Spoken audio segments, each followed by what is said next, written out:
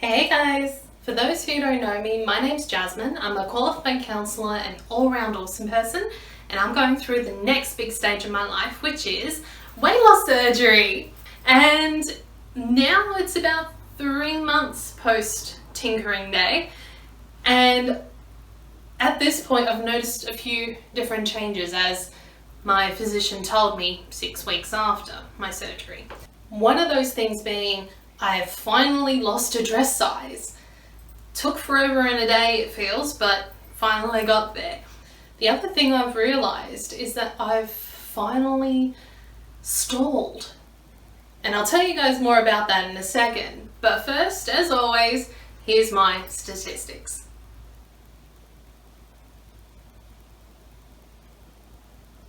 So first things first, the really good news, I finally lost a dress size.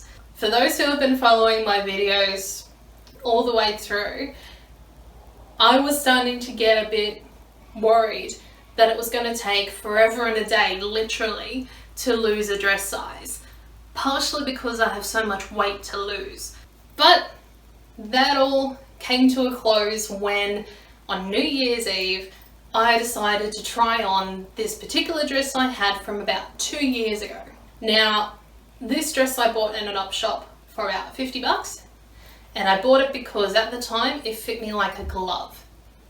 And since that day that I bought it, I've been trying to find somewhere to wear it to. But the moment that I did, I didn't fit into it anymore. It was just a bit too tight. So I kept it in hopes that one day I'll be able to wear it again. And lo and behold, New Year's Eve, tried it on. Sure, it was a tad, like smallest bit, tight in the waist, but I was able to zip it all up by myself. It hugged places where it should have hugged. It more or less fit. Now, if it wasn't for certain pandemics and I had some fancy schmancy place to wear it to, I would have worn it that night. But nonetheless, that was an indicator to me that I've finally gone down a dress size. That physically, I'm getting smaller. So to anyone who hasn't gone through this process yet, or are going through some kind of changes and stuff like that, my tips in light of all this is to keep at least one item in every size smaller than what you are pre-processed, to have some idea as to what size you are now. Particularly in times like now, where things like change rooms are sparingly used, it's good to know what size you are. So if you have a brand of clothing that you normally gravitate towards, in my case, City Chic, get an item of clothing every size. If you've been someone who, like me, has bought clothes over the years and maybe not fit into them for whatever reason, but kept them just in case one day you may fit into them, keep one or two that you really, really love, that you love to wear, so that when you do reach that size, you feel the joy and the motivation that I did wearing that dress and wearing this top. The other thing I'd recommend is, once you find that you fit the smaller size, go to the op shops. Op shops here, when you're going through such a rapid weight loss, are your friends. If for any reason, say you can't go to the change rooms, and you buy this smaller item of clothing and it doesn't sit right, you're not dealing with the guilt and the grief that comes with losing some enormous amount of money. The beauty with op shops is that typically the clothes are really cheap.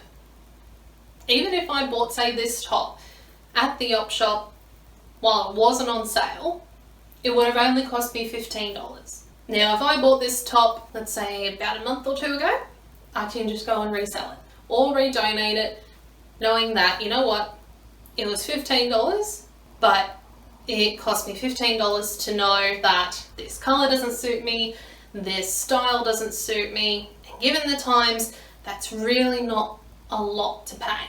The other big thing that's happened over the past month is that I finally stalled. I know, shocking, right? Most people have their first stall at about 3 to 6 weeks. Here I am 3 months and I'm finally stalling. I started 2021 at about 140 kilos after the first week of 2021.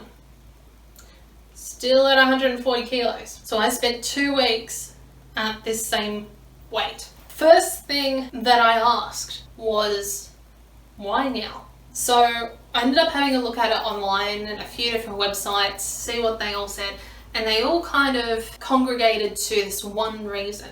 During the pre-operation diet, the idea of it is to shrink the liver, reduce the fat around the liver, soften the liver up to make the surgery itself easier for the surgeon.